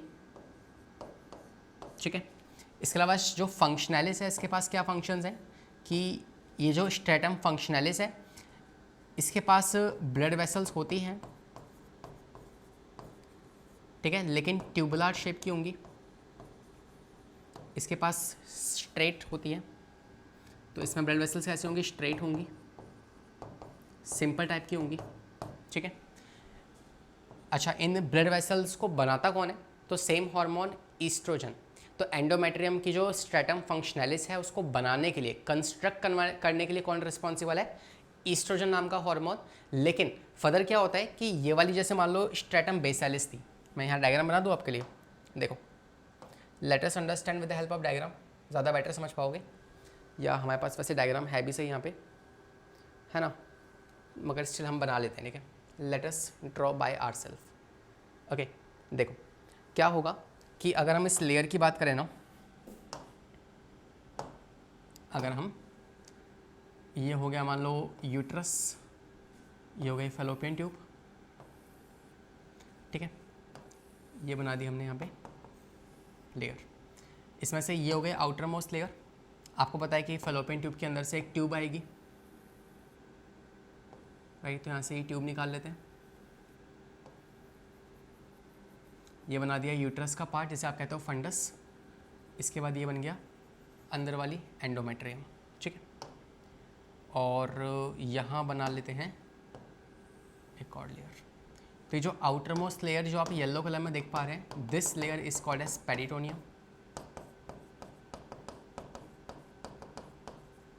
ठीक है, ये जो ग्रीन वाली है इसे आप कहोगे मायोमेट्रियम।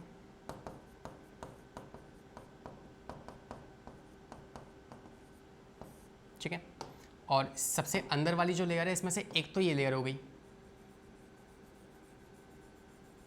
ठीक है, एक तो हो गई ये लेयर जिसे आप कहोगे स्ट्रेटम बेसिलिस। तो ये तो हो गई बेसिलिस, और इसके अंदर एक और लेयर होगी जो इस तरीके से ऐसी होगी। ऐसे ब्लड वेसल्स को उसने ड्रॉ कर दिया होगा, है ना, कॉर्क स्क्रू शेप कहते हैं इसको। तो ये जो लेयर अंदर वाली जो बनाई है इसे आप कहोगे स्ट्रेटम फंक्शनलिस। ठीक है, ये हो जाएगी stratum functionalis. Got it. 4 layers हैं, मतलब 3 लेयर हैं, और तीसरी वाली लेयर फर्दर डिवाइडेड है स्ट्रेटम बेसिलिस और फंक्शनलिस। नाउ किसने बनाया इस फंक्शनलिस को? तो आप कहोगे ईस्ट्रोजन नाम के हार्मोन ने इस फंक्शनलिस लेयर को ड्रॉ किया है। तो ईस्ट्रोजन जो है उसने इस लेयर को कंस्ट्रक्ट किया। ठीक है, कंस्ट्रक्शन किसने करी है? ईस्ट्रोजन ने। लेकिन फर्दर क्या होता है कि पहले ही जो बेसिलिस की ब्लड वेसल्स थी ना वो इस तरीके से थी स्ट्रेट। बाद में क्या हुआ? बाद में इन ब्लड वेसल्स को ऐसा कॉर्क स्क्रू शेप का कर दिया गया। क्यों, वो भी आप समझोगे आगे। तो ये किसने करवाया? This was done with the help of a hormone called as progesterone. Progesterone hormone क्या करता है? स्ट्रेट ब्लड वेसल्स को या बेसिलिस वाली लेयर को फंक्शनलिस में कन्वर्ट कर देता है। तो आप कहोगे कॉर्क स्क्रू शेप किसने कन्वर्ट किया? कॉर्क स्क्रू शेप को कन्वर्ट करने के लिए रिस्पॉन्सिबल था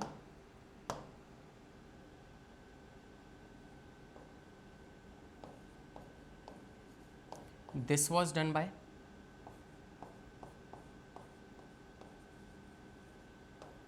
प्रोजेस्टेरोन। होपफुली दिख रहा होगा आपको। ठीक है, तो प्रोजेस्टेरोन जो होता है वो इस वाली लेयर को इस वाली लेयर में कन्वर्ट कर देता है, and that is the main function of the progesterone. ठीक है, तो ये 3 लेयर्स आपके सामने सीक्वेंस में मेंशन है, ध्यान से देखो इनको, इस पर प्यार से नज़र मारो, है ना, take your time, try to digest it. तो ये हमने तीनों लेयर्स की हिस्टोलॉजी भी यहाँ पे कंप्लीट कर ली है। I repeat, outer most layer peritoneum, बीच वाली मायोमेट्रियम, और या पेरीमेट्रियम नहीं, पेरिटोनियम नहीं है, perimetrium, my bad, it's perimetrium. ठीक है,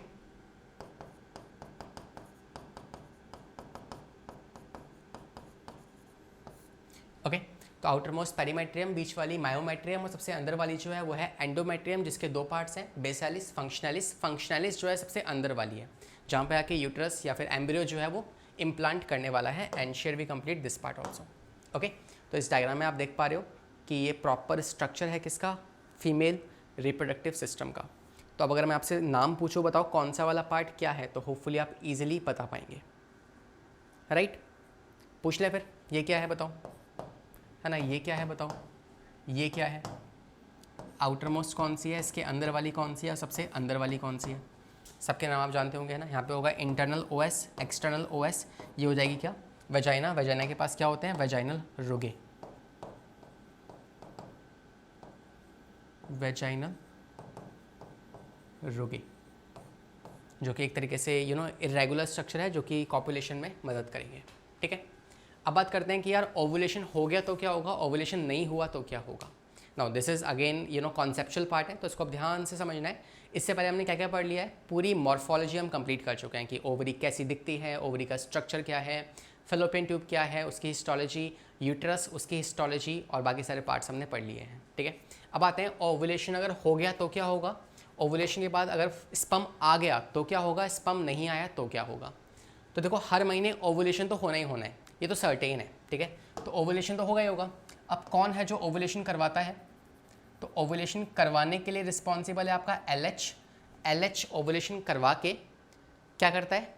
कॉर्पस ल्यूटियम बनवा देता है। ठीक है, अब कॉर्पस ल्यूटियम से एक हार्मोन निकलता है जिसका नाम है प्रोजेस्टेरॉन। अब वो प्रोजेस्टेरॉन का सारा रोल होने वाला है हमारी इस मूवी में। समझते हैं क्या रोल होगा।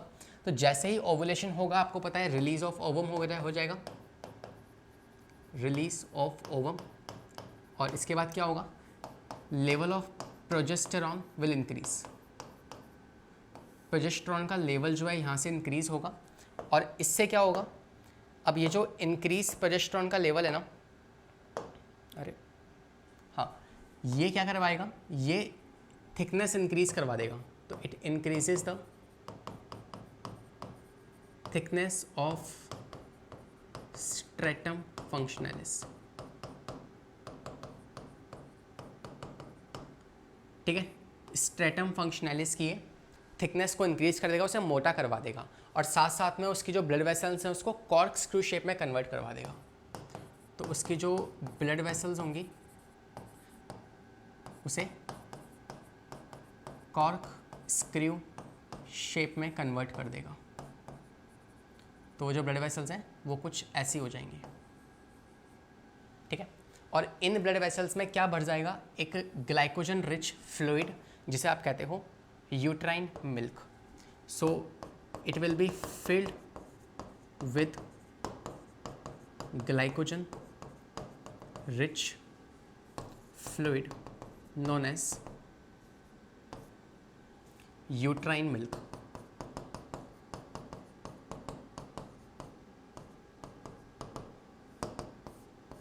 ठीक है, वो जो है वो यूट्राइन मिल्क उसे आप कहोगे, जो कि ग्लाइकोजन रिच एक फ्लूइड है, एंड यही वाला जो यूट्राइन मिल्क है ये क्या करेगा, जो आगे जाके यहाँ पे फीटस आने वाला है या जो एम्ब्रियो यहाँ डेवलप होगा ना, उस एम्ब्रियो को नरिशमेंट प्रोवाइड करेगा।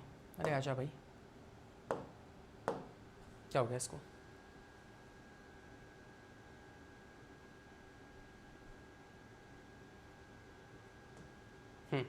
ठीक है, तो क्या करेगा ये, यही यूट्राइन मिल्क जो है it will provide nourishment to developing foetus.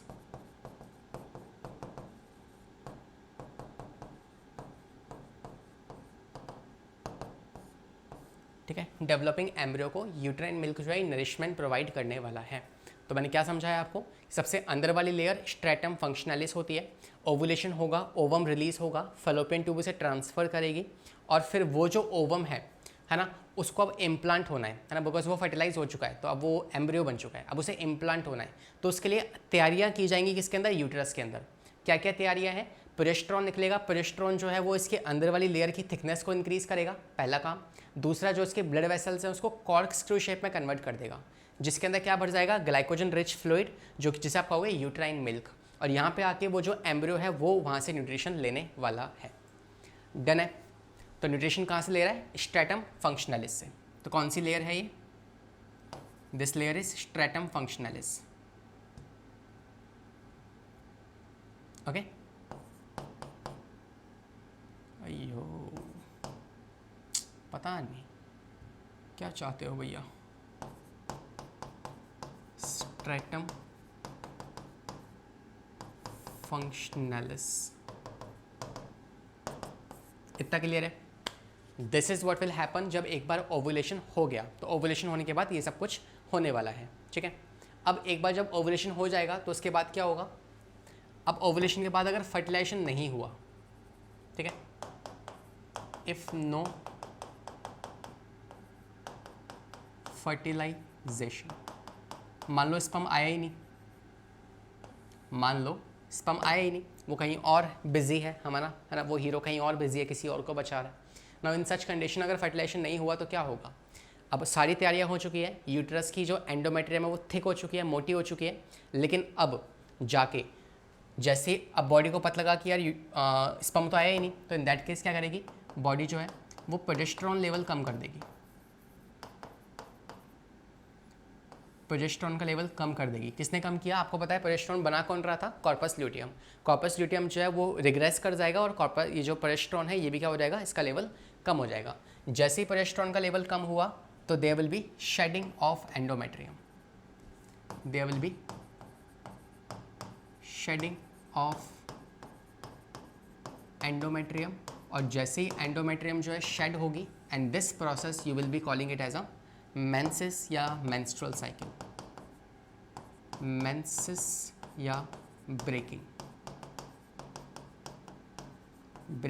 Of endometrium.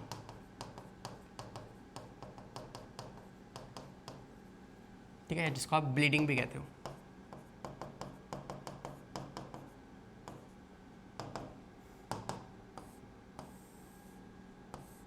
ठीक है, तो ये हो जाएगा अगर फर्टिलाइजेशन नहीं हुआ तो। और सोचो अगर फर्टिलाइजेशन हो गया तो क्या होगा? If fertilization occur then what will happen? तो अगर फर्टिलाइजेशन हो गया तो इन सच कंडीशंस वापस से क्या होगा? प्रोजेस्टेरोन का लेवल मेंटेन रहेगा, प्रोजेस्टेरोन लेवल मेंटेन, और इसके साथ क्या होगा? प्रेगनेंसी हो जाएगी।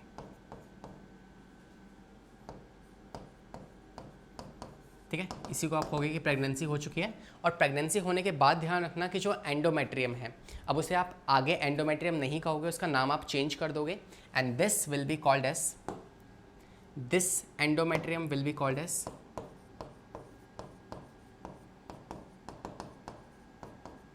है ना, after pregnancy endometrium will be known as decidua. इसे आप डेसिडुआ कहते हो। ठीक है, और डेसिडुआ 3 टाइप की होती है।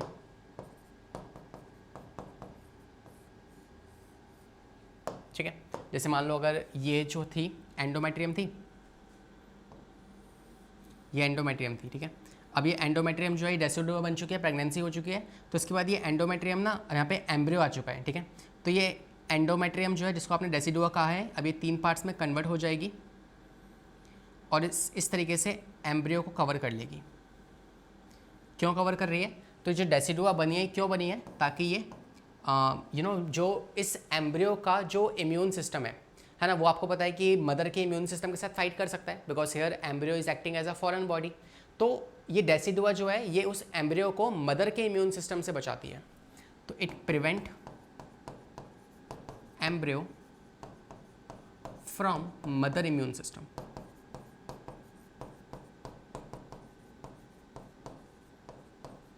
ठीक है, ये मदर के इम्यून सिस्टम से उसको बचाने वाली है। तो ये बन चुकी है डेसिडुआ। डेसिडुआ के 3 पार्ट्स होते हैं, इसको आप कहोगे डेसिडुआ बेसालिस, या आप कह सकते हो डेसिडुआ पैराइटलिस।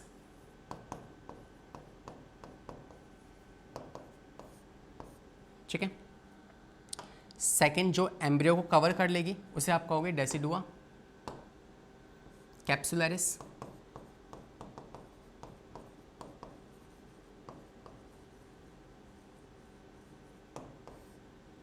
डेसिडुआ कैप्सुलरिस जो कवर करेगी, यहाँ पे कहीं होगा अंदर एम्ब्रियो।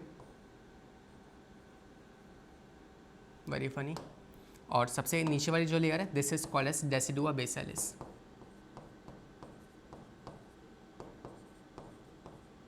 डेसिडुआ बेसालिस जो है ये आगे जाके कंट्रीब्यूट करेगी प्लेसेंटा की फॉर्मेशन में। तो डेसिडुआ पैराइटलिस इसका कुछ काम नहीं है, it has no link with the embryo. Capsularis जो प्रोटेक्ट करेगी, और बेसालिस जो प्लेसेंटा बनाएगी। ठीक है, तो इसके 3 टाइप्स होंगे। कौन कौन से? पहली decidua parietalis, no link with embryo, कोई लिंक नहीं है इसका। दूसरी डेसिडुआ बेसालिस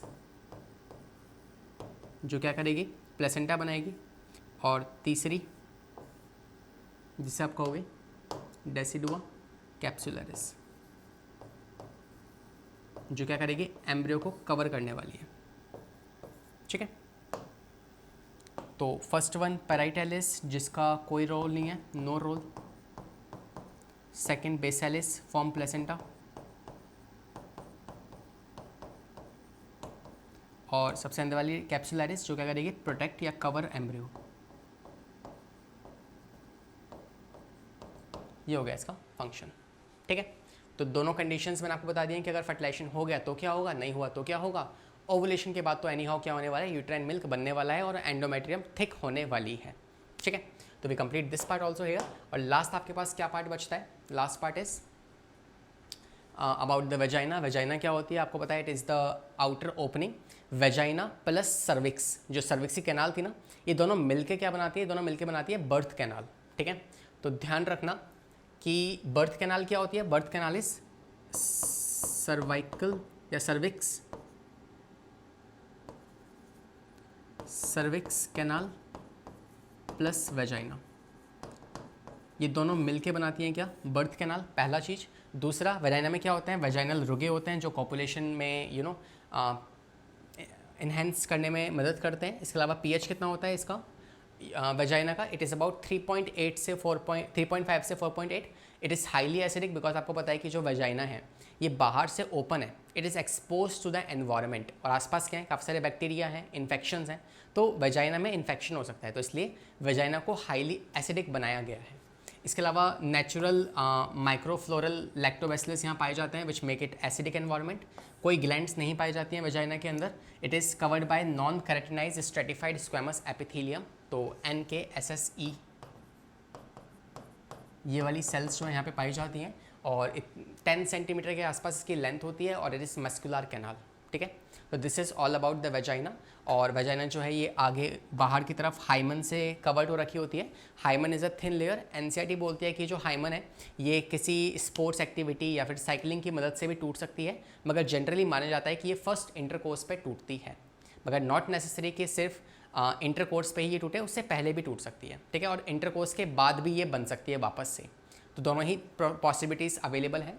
तो कोई सर्टेन बाउंड्री या कोई लाइन नहीं है कि यार ये फर्स्ट क्वाइटस के बाद ही टूटने वाली है, ऐसा कुछ नहीं है, ठीक है। So this is all about vagina, जो हमने यहाँ पे कंप्लीट कर लिया है। सर्वाइकल म्यूकस क्या होते हैं, म्यूकस जो होता है it is a thick sticky liquid जो कि बनता है फैलोपियन ट्यूब इसमें सर्विक्स में या वेजाइना के अंदर, and this will help to test कि यार ओवुलेशन हुआ है या नहीं हुआ है, ठीक है। तो अगर को इससे सर्वाइकल म्यूकस को निकाल के चेक किया जाए तो जस्ट आफ्टर ओवुलेशन ये एक पतली सी ना ऐसे तार बना लेता है। So these are the fingers, तो if you will check it, तो ये ऐसी पतली सी तार बन जाएगी। अगर पतली सी तार बन रही है इट मीन्स ओवुलेशन हो चुका है। अगर कोई थिक है ना, बहुत मोटा सा है, कोई पतली सी तार नहीं बन रही है, सो इट मीन्स ओवुलेशन नहीं हुआ है। तो ऐसे ओवुलेशन को आप चेक कर सकते हो। कैपेसिटेशन क्या होता है ये हम पढ़ेंगे बाद में, लेटर ऑन जब हम फर्टिलाइजेशन पढ़ेंगे तब मैं आपको बताऊंगा, है ना। इसके अलावा बाकी सारे पार्ट्स जो हैं ये हम आने वाले लेक्चर में पढ़ेंगे कि एक्सटर्नल जेनिटेलिया क्या होता है, ठीक है, कौन कौन सी ग्लैंड्स पाई जाती हैं इसके अंदर, ये सब हमें पढ़ना है आने वाले सेशन के अंदर, ठीक है। तो अब आते हैं आखिर में कुछ सवालों की तरफ, लेकिन उससे पहले एक बार नज़र मार लो कि हमने क्या क्या पढ़ लिया है। तो शुरुआत से मैं आपको दिखा दे रहा हूँ कि हमने क्या क्या पढ़ा है आज की इस मुलाकात में। सबसे पहले हमने शुरुआत करी इस डायग्राम के साथ, वापस आते हैं। सबसे बाहर वाली लेयर पेरीमेट्रियम, उसके अंदर वाली मायोमेट्रियम, अंदर वाली जो कॉर्क स्क्रू शेप है उसे आप कहते हो एंडोमेट्रियम। एंडोमेट्रियम दो है, एक है स्ट्रेटम बेसिलिस, एक है स्ट्रेटम फंक्शनलिस। ऊपर ये हो जाएगा सर्विक्स वाला पार्ट, ये हो गया बॉडी और ये हो गया नीचे सर्विक्स हो गया। ये फंडस, बॉडी, सर्विक्स, सर्विक्स के नीचे सर्विकल कैनाल, एक स्पिंचर दूसरा स्पिंचर। वेजाइना, वेजाइना में क्या होते हैं, रुगे, या होंगे रुगे।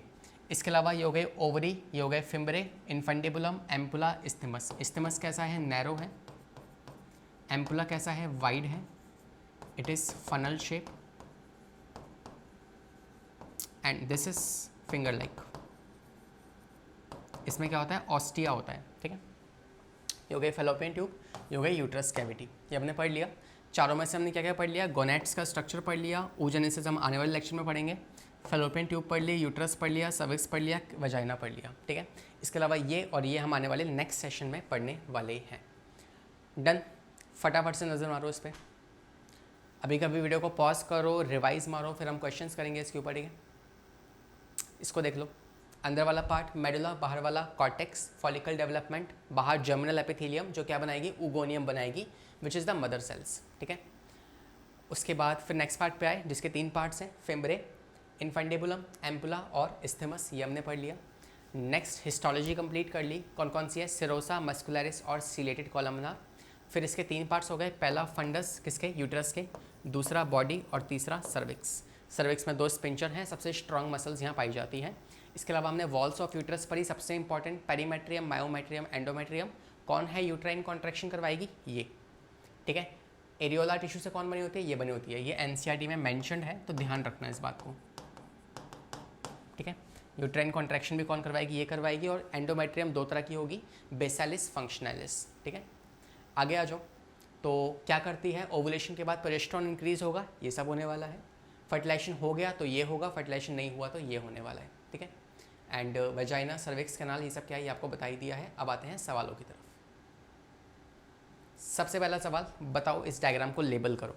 तो as I always tell you कि ऑब्जेक्टिव सवाल तो ठीक है, कर लेंगे, हो जाएंगे, लेकिन असली मज़ा जो आता है हमारे पास किस में आता है? असली मज़ा आता है आपको इन तरह के सवालों में करने में जहाँ दिमाग चले, ठीक है।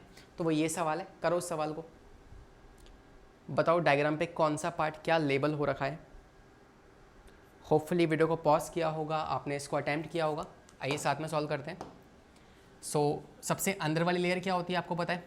This is what we can say, ये होगी बेसिलस, या इसको यहाँ लिखते हैं। बाहर से शुरू करते हैं, ठीक है। सबसे बाहर वाली लेयर क्या होगी? इनफैक्ट ये कैसे बाहर कैसे अंदर है, तो इसको बाहर मानो, इसको अंदर मानो, ये अंदर की तरफ है, ठीक है। तो बाहर वाली लेयर क्या होती है? पैराइटलिस। तो ये तो हो गई आपकी पैराइटलिस।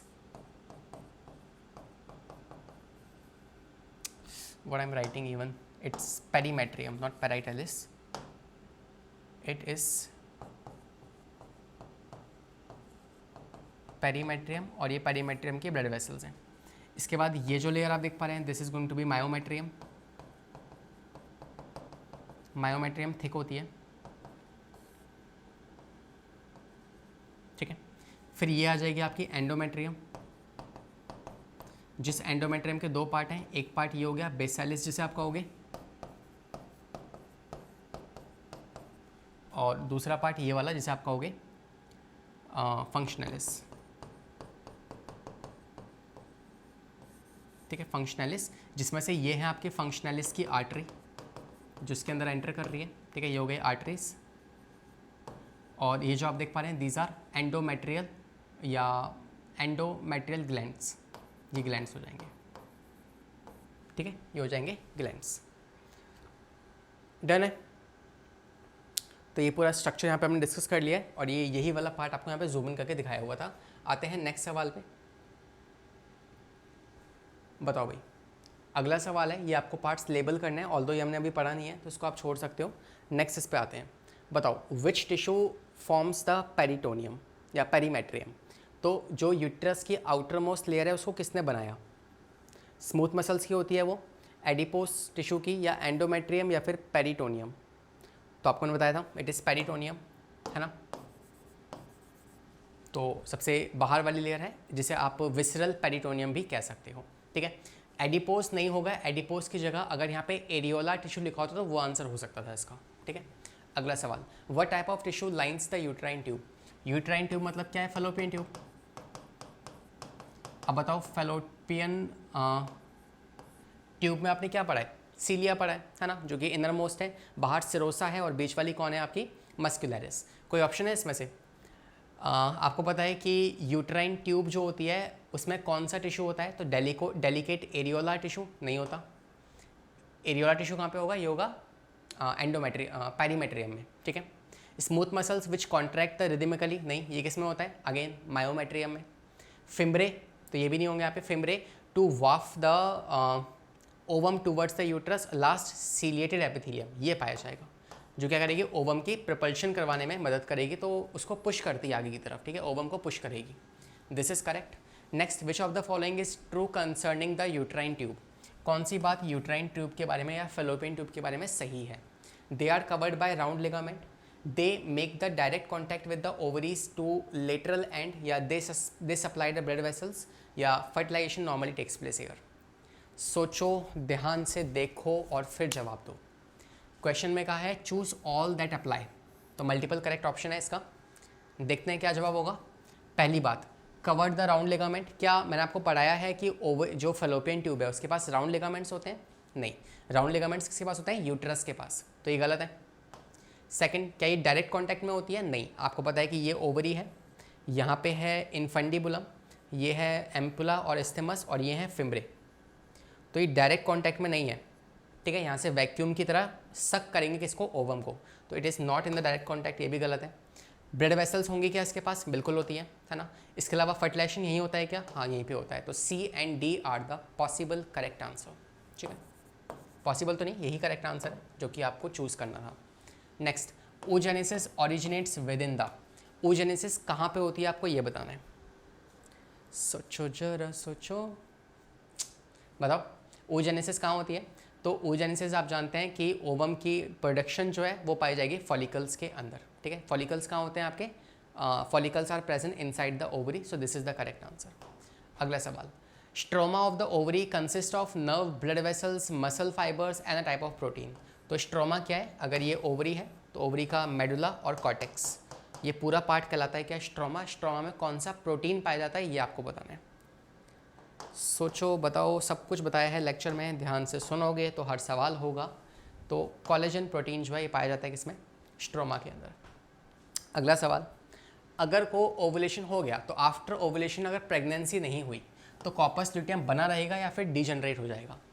तो आपको पता है कॉर्पस ल्यूटियम जो है प्रोजेस्टेरॉन बनाता है, प्रोजेस्टेरॉन, राइट। तो आपको पता है कि अगर ओवुलेशन तो हो गया, अब फर्टिलाइजेशन हुआ ही नहीं तो प्रोजेस्टेरॉन का लेवल कम हो जाता है, मतलब कॉर्पस ल्यूटियम जो है वो डिजनरेट कर जाएगा, तो it will degenerate into short time, ठीक है।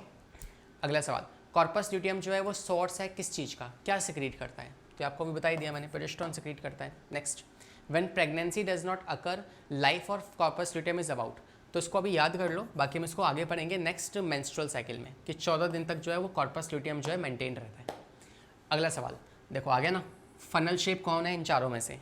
अब अगर ये वर्ड आपने नहीं सुना होता तो आप नहीं बता सकते थे, लेकिन नाउ यू नो कि एनसीईआरटी ने ये फनल शेप वर्ड किसके लिए इस्तेमाल किया है, आपको पता है इनफंडिबुलम के लिए, so this is the correct answer, ठीक है। अगला सवाल देखो, कह रहा है which uterine layer exhibit the strong contractions. Strong contraction कौन सी वाली लेयर करवाती है, so we all know myometrium. यहीं से क्या होता है, यही है जो पार्चुरेशन में मदद करेगी। लास्ट सवाल कह रहा है मैच करना है आपको इन सबको। अब देखो ये सवाल में बच्चे फंसते हैं, है ना, definitely you tried by yourself. देखें ऑप्शंस देख लो, मैच कर लो and let us see the answer. आपको पता है कि एंडोमेट्रियम सबसे अंदर वाली लेयर है, ग्लैंडुलर होती है, यूट्राइन मिल्क सिक्रीट करेगी, तो भाई सी का तो थर्ड हो गया, ठीक है, तो सी का तो थर्ड लगा लो, ठीक है।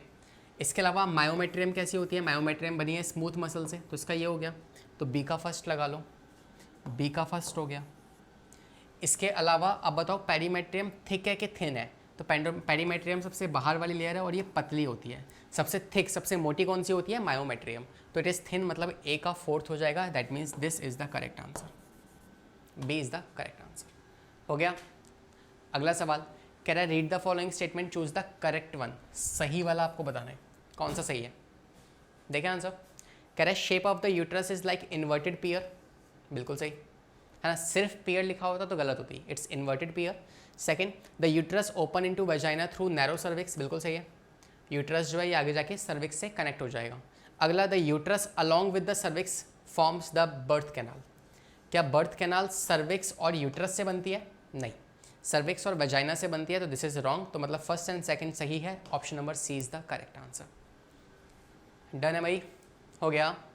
ये सवाल आपका होमवर्क है, do it as a homework, comment में मुझे इसका जवाब बताओ, फिर हम इसका आंसर अगली मुलाकात में डिस्कस करेंगे। तो यहाँ पे हमारा ये लेक्चर होता है ख़त्म, हम अगली मुलाकात में पढ़ेंगे आपके ग्लैंड्स के बारे में और एक्सटर्नल जेनिटेलिया पढ़ेंगे, and that is how we will complete this whole system also, and that's all for today, hopefully you enjoy this, है ना। तो ध्यान से लेक्चर को देखा होगा, नोट्स मिलेंगे, नोट्स को नज़र मारना, नोट्स को लिख लेना, और डीबीपी आपको मिल जाएगी डिस्क्रिप्शन में, डीबीपी को अटेंड करना, and if you like this session तो definitely hit a like button, और if you have any suggestion for us let me know in the comment section, will see you in the next class. पढ़ाई करते रहें, safe रहें, bye bye, take care.